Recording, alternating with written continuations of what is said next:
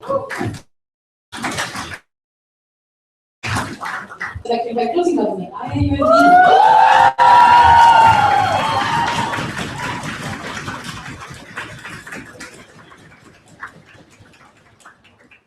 Consisting of Hazem, Talha, and Mohamad.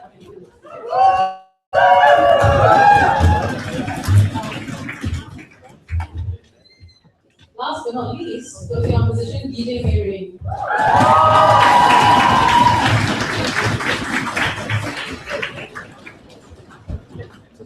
Consisting of Brian Hill and Wilson.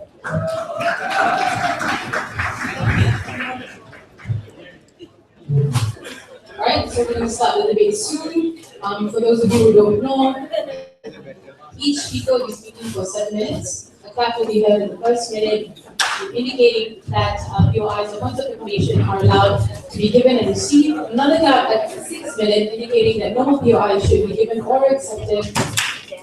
And 2 claps at the 7th minute, indicating that, well, you should stop speaking. And more claps will continue until you sit down. All right? Thank you, Arinah. Then I'd like to call upon Prime Minister to start our meeting.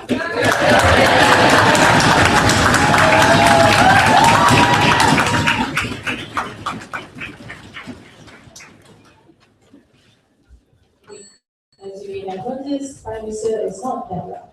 Is it?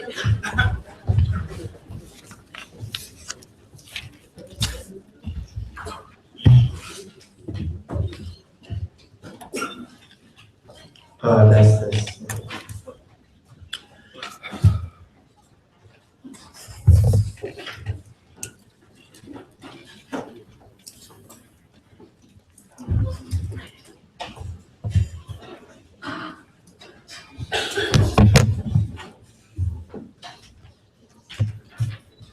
Inequality is a relative concept that doesn't determine the quality of life of people. We think this is because there can be people who are relatively poor, but that doesn't necessarily mean they're suffering. They can still have a good life, they can still have good welfare, and we think that all because you have inequality doesn't mean the people suffer on the ground, right? But here's the problem with a government trying to solve inequality. We think it's too difficult. And number 2, we think it makes the entire economy less efficient, right? What do we want outside opening government, and what will we do?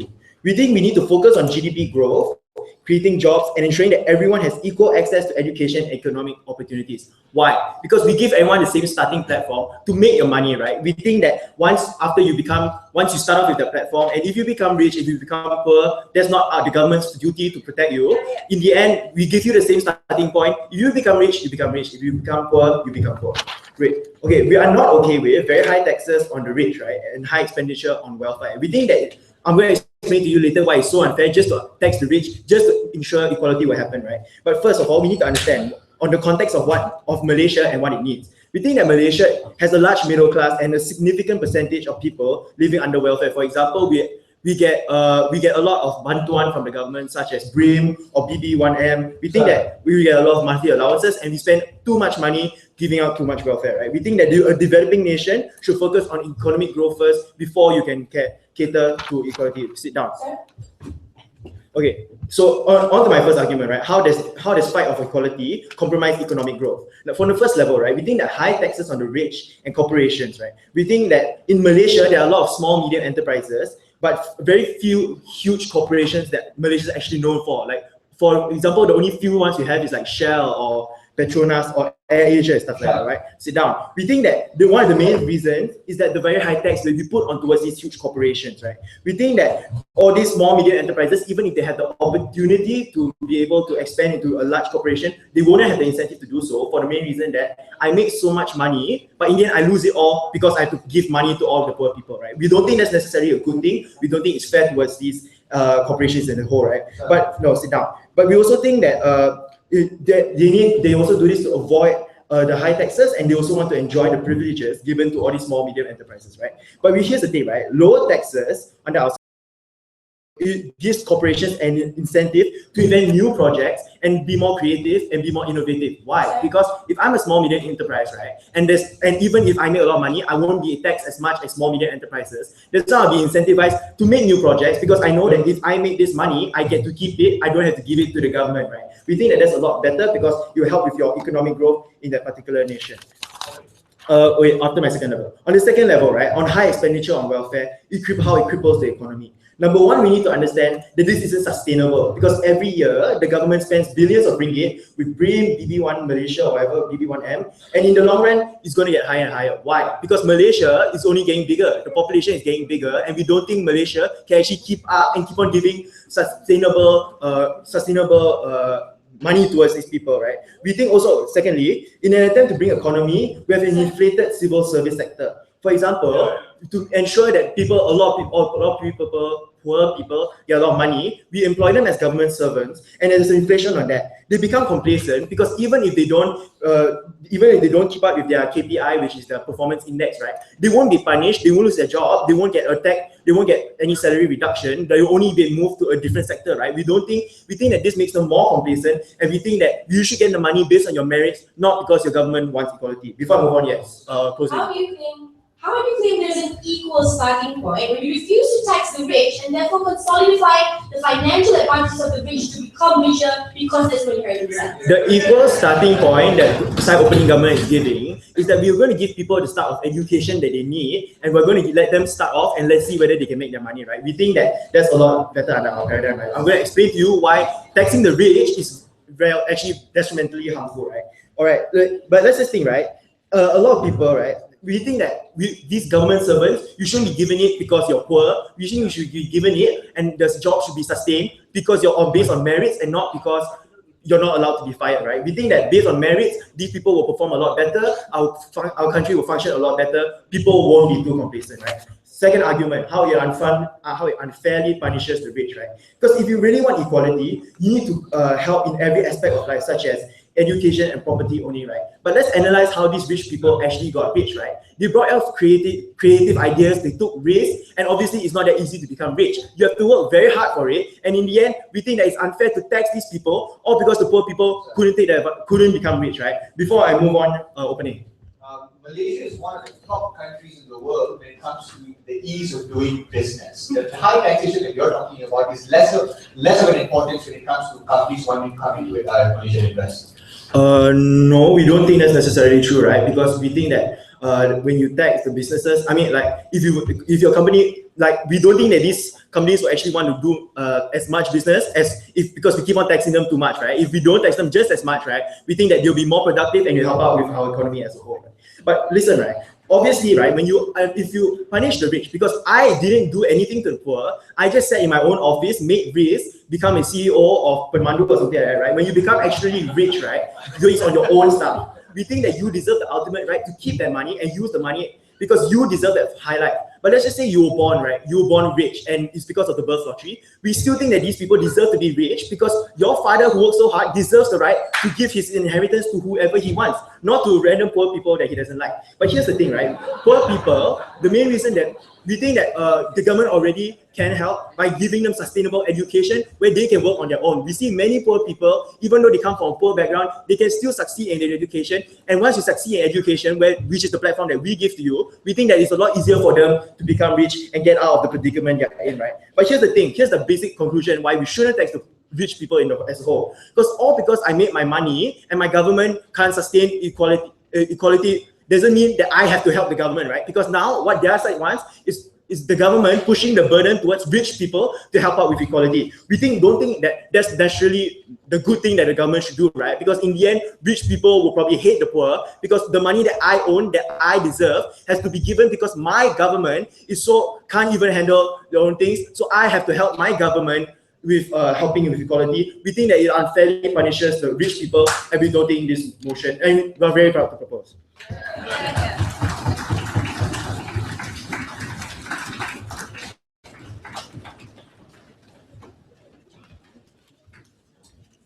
Thank you very much for that speech. I'd like to remind the audience to please keep your discussions at a minimum. If you would like to cheer for your teammates, please keep that at a minimum as well. If you want to leave the room, please do so in between speeches, not during speeches.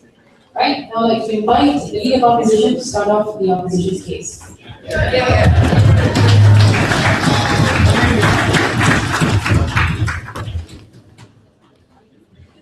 Hello. Tim is not doing LO. I'll be doing LO.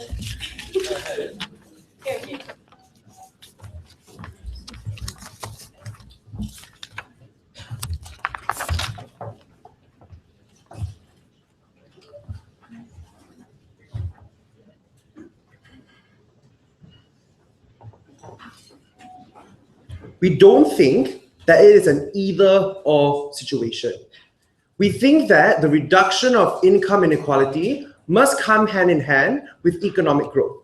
And that's where opening opposition is going to park ourselves. Because we found it quite funny that opening government came up and told you that it was really wrong for us to tax the rich. But we need to recognize that we are very, very dependent upon this revenue that we generate from the rich people. They have never provided us a substitute to where they can obtain a capital inflow, and for that reason alone, we cannot support opening government's case. What am I going to talk to you about in my speech? Opening opposition is going to tell you why it is imperative that you reduce the inequality of income, and then and why it must come hand in hand with economic growth. I have 4 argumentations. Firstly, why we must then focus on the reduction of income inequality, especially for rural development. Why is it important to spend, and why is the current state of debt going to get even worse? And lastly, why is this dependency on welfare going to be a vicious cycle, especially when you constantly allow the poor people to be dependent on welfare, because they can never have a high enough income to get out of welfare the moment you don't resolve income inequality. But let's look at a few rebuttals that don't fit in my speech. Number 1, the idea of the compromisation of economic growth. Well, Luke told you that the moment when we have high taxes, corporations are less inclined to want to invest in Malaysia. We don't think so. We think companies will still want to come to Malaysia and invest because we are one of the countries that have the easiest trade policies to deal with. That's why we constantly see MNCs wanting to come into Malaysia to invest and to make business here. I just started that. We also need to look at this very, very idea that the moment we tax the rich more, it is morally abhorrent, because all they do is they never did anything to incur such a price. But we also need to recognize that the lack of a substitute towards capital inflow that opening government never pointed out to us. We are not willing to support their case whatsoever. Now let's move on to a few characterizations, because we need to recognize the very nature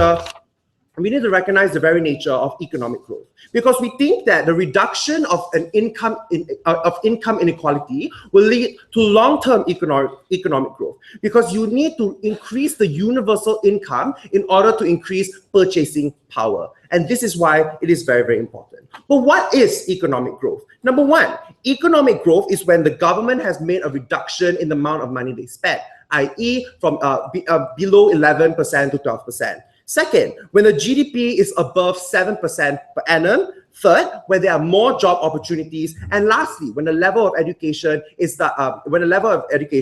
high enough for those of the rural area that can penetrate those people of the rural area. However, we don't think that we think that the reduction of income inequality would then be able to aid in the long-term economic growth. Why so? My first substantive, why the focus of income inequality, especially towards rural development, is exponentially important. Sit after this argumentation. Because number 1, when you reduce the income inequality, you cause education to be even better. Why so? Because now these individuals are able to search for even higher forms of education, causing them to have even better employment for themselves. We think that this is exponentially important. But second, you increase the value of household assets. Why is this important? The moment you increase the value of household assets, you allow these individuals to have a bigger leverage in terms of borrowing money from banks. And we think that the moment you allow these individuals to have a higher to loan even more money, you increase their purchasing power as a whole. But we think that the moment you deprioritize in the reduction of income inequality, you will be more inclined to focus on development, i.e. on oil and gas plants, and on policies that focus mainly on urban areas, which we are not willing to support. Secondly, why is it then important to spend, and why is it important to increase purchasing power?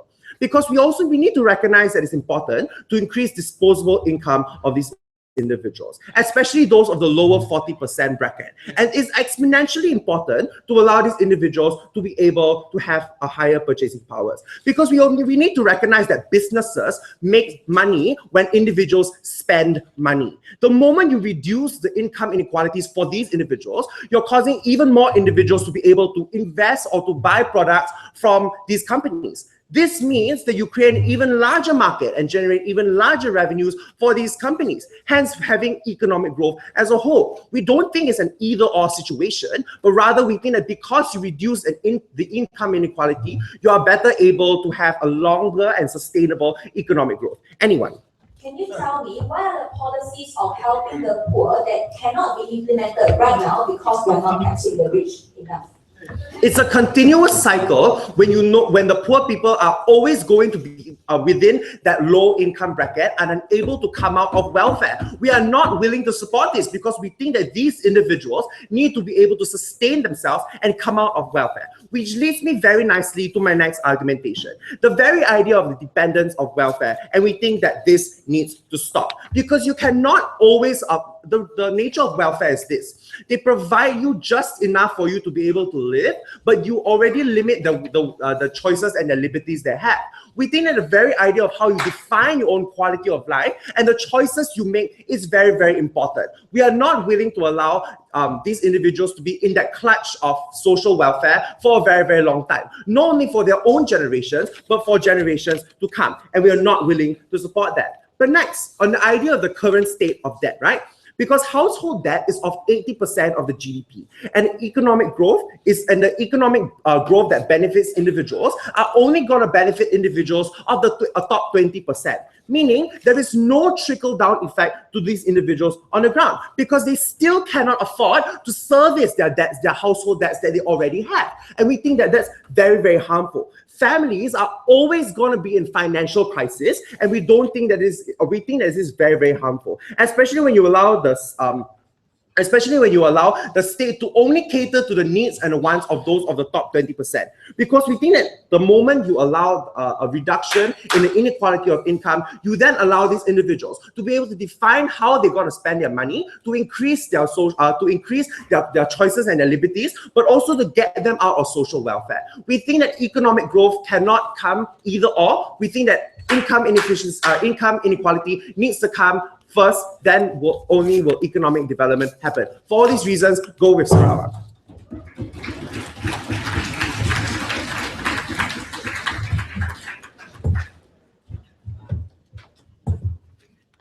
Speaker for his speech. Now I'd like to invite the Deputy Prime Minister to give her speech.